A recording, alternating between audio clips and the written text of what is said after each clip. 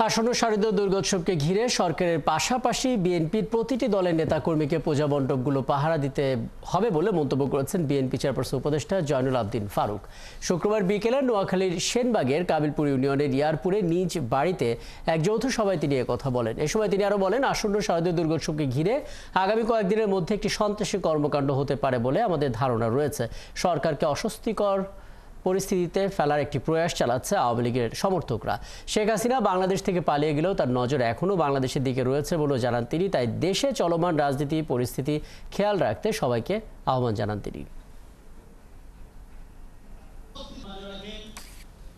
দেশে শেখ হাসিনা নাই, কিন্তু তাদের প্রেতাত্মারা এখনো বাংলাদেশের আনাচে কানাচে অজস্র টাকার মালিক, সম্পদের মালিক। তারা এই সরকারকে অস্বস্তিকর করে তোলার জন্য একটি প্রয়াস চালাচ্ছে। তাই আগামী 9 তারিখ থেকে 13 তারিখ পর্যন্ত এই হিন্দু সম্প্রদায়ের পূজা উপলক্ষে তারা একটি সন্ত্রাসী কর্মকাণ্ড চালাতে পারে বলে আমাদের ধারণা।